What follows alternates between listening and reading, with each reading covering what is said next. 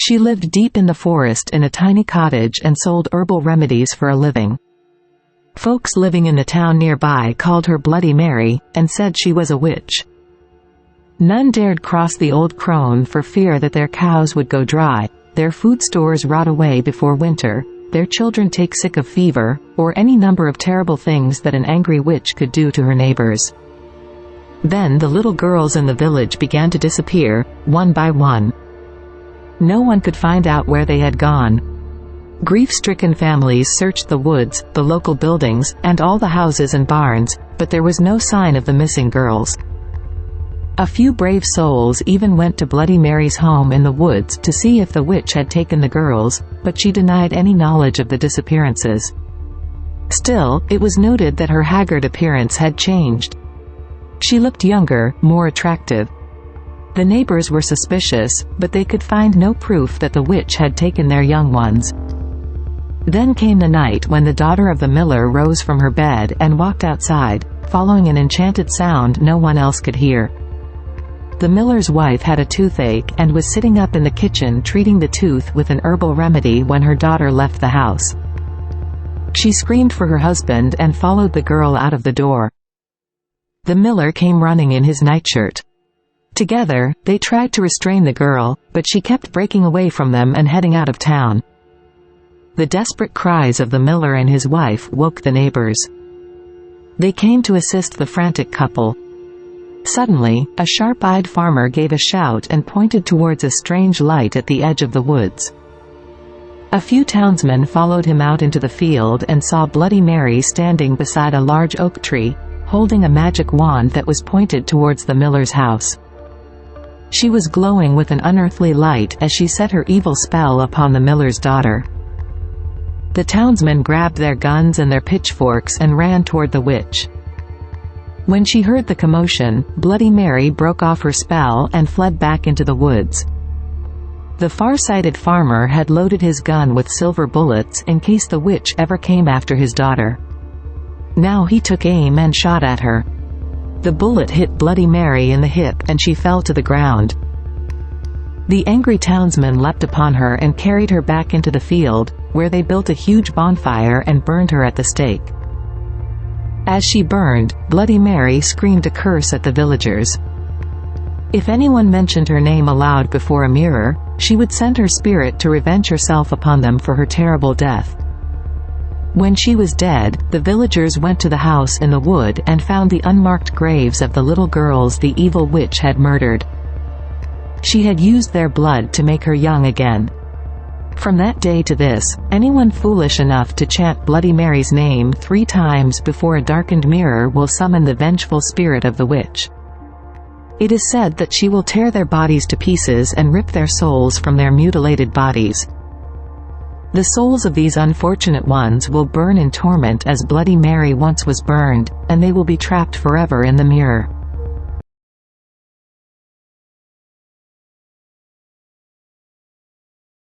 Old Man Wales was an evil man who loved money more than anything in the world, except his wife. When his beloved wife died in childbirth, Wales fell to pieces. He hated the child, a little girl named Mary, that had killed his wife. He neglected her, dressing her in rags, making her do all the farm choirs and half-starving her. In spite of this cruel treatment, Mary grew into a sweet girl who loved her wicked father. As Mary reached adulthood, the resemblance to her dead mother was striking. Wales saw his dead wife every time he looked at the daughter who had caused her death. One night, after a hefty bout of drinking, Wales lumbered into Mary's bedroom and stabbed her repeatedly. Mary woke screaming and thrashed around in agony, trying to fight off her demonic father as blood spurted everywhere and bits of torn flesh littered the bedclothes and fell to the floor. When she was dead, Old Man Wales carried her down to the basement, dug an indifferent grave and tossed her body into it. 2 nights later, when Old Man Wales came back from doing his nightly chores, he found Mary standing in the kitchen, her nearly severed head lolling against one shoulder as she stirred an empty kettle. A pool of steaming blood lay beneath her feet, and bits of skin from her knife-slashed face were breaking off and falling into the kettle. "Father!" Bloody Mary hissed. Old Man Wales screamed and leapt out the kitchen door. When he glanced over his shoulder, the apparition was gone. A week later, Old Man Wales looked up from reading the newspaper to find Bloody Mary sitting in the chair opposite him, her knife-slashed dress covered in blood. Her tattered hands were busy knitting him a shirt. "Father," she hissed through knife-scored lips. Blood fell from her body like rain as she flew across the room toward him, knitting needles held like knives. Old Man Wales fled from the house in panic with 2 deep cuts scored across his back. Old Man Wales cowered in the barn for several days, afraid to go near his house. After nearly a week of sleeping in the hay and eating raw food from the garden, he decided it was safe to return to his house. The spirit must be gone by now. Old Man Wales hurried into the kitchen, eager for a wash and a shave after sleeping so many nights in the barn. He pumped an ewer of water and took it over to the little shaving mirror they kept on the far wall. When he looked in the mirror, Old Man Wales saw the glowing red eyes and knife-scored face of Bloody Mary. Her once fair lips were split down the center and blood dripped from them as she smiled evilly. "Father," she hissed, raising blood-stained fingers. Her nails were long and sharpened like the claws of a beast. She reached out of the mirror and slapped her father twice across the face. Old Man Wales screamed, blood streaming from 4 slashes on his cheeks. He ran from the house and leapt into the safety of the barn, his heart pounding so hard his chest ached with it. "Father," a voice hissed softly a few paces to his right. Old Man Wales screamed and whirled around. Blood Mary stood smiling at him through her blood-stained, razor-sharp teeth. Her tattered tongue was bleeding from several places as if it had been scored by a butcher's knife. She pointed above her head, and Old Man Wales saw a noose hanging from the rafters beside the ladder to the loft. The rope looked inviting, hanging there in a dust-speckled sunbeam. Obediently, Old Man Wales placed his hands on the rung of the ladder and started to climb.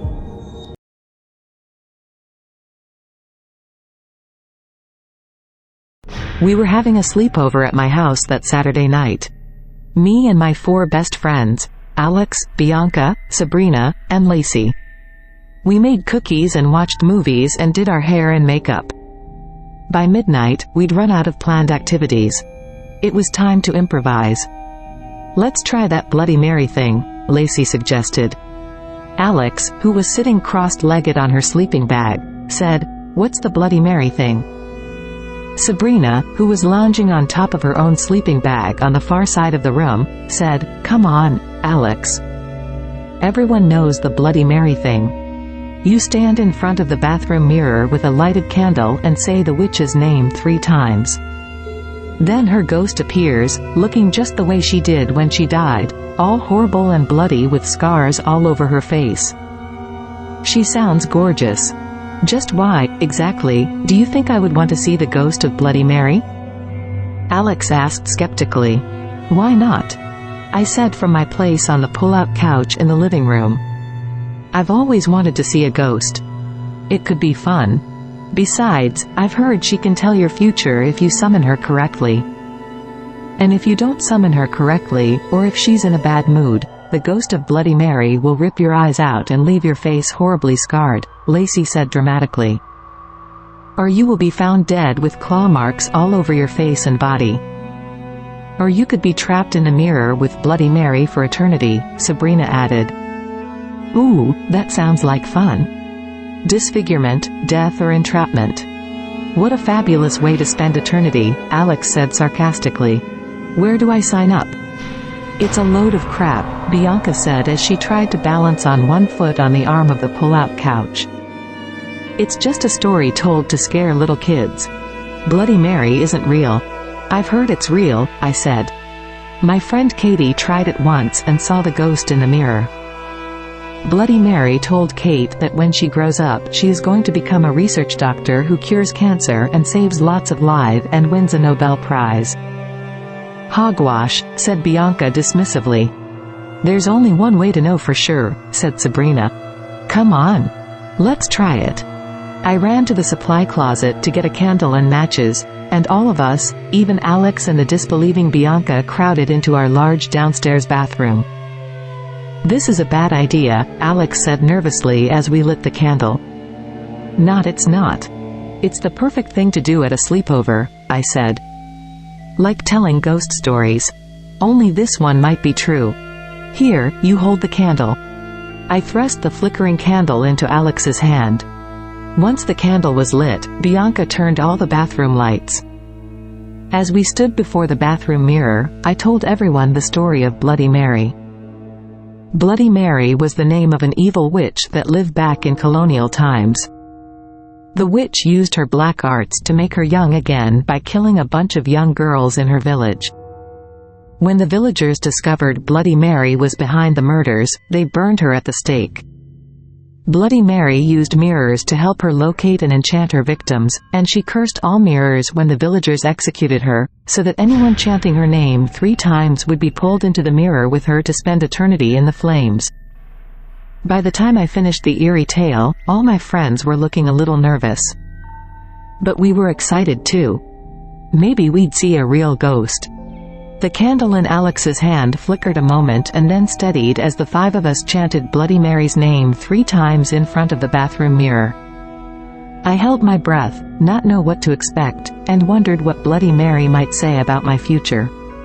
Maybe I would marry Robbie when I graduated from college. Robbie was a cute boy that I liked in my science class. The 5 of us waited tensely as we gazed without blinking at our faces reflected in the glass. The only sound was the ticking of the little wind-up clock my mom kept in the bathroom. I strained my eyes, trying to see through the mirror into some nether realm that I both dreaded and hoped might be there. Finally, Bianca said, "Nothing's happening. Let's just get out of here." She reached for the doorknob and turned it. The door wouldn't open. The door wasn't locked when we started the ritual. I knew this for a fact because I checked the door in case we needed to make a quick getaway. After all, there was the possibility, however faint, that it might not be just a scary story told to frighten little kids. I rushed to the door, pushed Bianca aside, and unlocked it. But when I tried the knob, the door wouldn't open. Something, or did I mean someone, was holding it shut. Suddenly, Alex screamed and pointed at the mirror. I whirled away from the locked door and saw a glowing white figure staring at us from the mirror. Her face was twisted with malice and flames seemed to flicker around her. In one hand she held a bloody knife. It was Bloody Mary. We all screamed and my friends backed away from the mirror. All but Alex, who stood frozen by the bathroom sink with the candle still clutched in her shaking hand. All of a sudden, Bloody Mary lunged forward, her knife hand coming straight out of the mirror and striking Alex fiercely in the face. Long scratches appeared on Alex's cheeks and she staggered backward with a gasp of pain, hands coming up to protect her face. A wave of heat and anger poured out of the mirror in a blast that blew us head over heels. My forehead struck the wall and I felt senseless to the floor. I woke in darkness a few moments later and groped desperately for the light switch. When I turned it on, I found Lacey unconscious beside me and Alex blacked out beside the bathroom sink with deep scratches all over her arms and legs and face. Sabrina was huddled sobbing behind the toilet. I pulled her out, and gasped when I saw she was also covered in scratches. She'd been standing too close to the mirror and the ghost had knifed her too. I shook Lacey and Alex awake and the 4 of us clung together weeping and shaking with fear. "I told you this was a bad idea," Alex gasped. My eyes widened suddenly when I realized there were only 4 of us crouching on the bathroom floor. "Where's Bianca?" I cried in alarm. I leapt to my feet and stared at the bathroom mirror, but it only reflected the wall and my frightened face. Oh dear Lord, what if Bianca was pulled into the mirror with Bloody Mary? Would we ever see her again? What would I tell her parents? "Try the door again," Alex gasped, lunging forward to grab the knob. It opened immediately. Apparently, the door was released from the lock spell as soon as Bloody Mary disappeared. We ran to the living room, hoping to find Bianca huddled in her sleeping bag. She wasn't there. We searched all over the downstairs for her. I was about ready to wake my parents and confess the whole stupid mess to them when Lacey gave a yell from the laundry room. Bianca was lying unconscious beside the washing machine with blood and scratches all over her face. The ghost had scratched a message deep into the flesh of her right forearm. It said, "I am real." My stomach lurched and I wanted to throw up when I saw Bloody Mary's message. Instead, I knelt down and shook my friend's shoulder, trying to wake her up. After nearly a minute of calling her name, Bianca finally opened her eyes. She groaned and rolled to a sitting position. "What happened to you?" I asked, dabbing at her cuts with a hand towel from the bathroom. After that horrible ghost knocked the four of you down. It grabbed me by the hair and pulled me through the mirror, Bianca said with a shudder. I felt something scratching my face and hands, and I tried to fight back, but I was knocked to the ground and dragged along a cold floor by my hair. The ghost tossed me into a dark room. I couldn't see anything, but I felt the ghost clutched my arm and there was this terrible pain. That's all I remember until I heard your voices and the light came on. She saw the look on our faces and glanced down at her sore arm. She went so white I thought she would faint again, so I pushed her head between her knees until the dizziness passed. We cleaned up the blood on Sabrina and Alex and Bianca, and then the five of us huddled in the living room for the rest of the night, too scared to sleep. We made up some story in the morning for my parents about bumping into the furniture while playing a game to explain the scratches on my three friends. No one showed them the message on Bianca's arms. We've had other sleepovers since that night, but my friends and I never tried the Bloody Mary ritual again.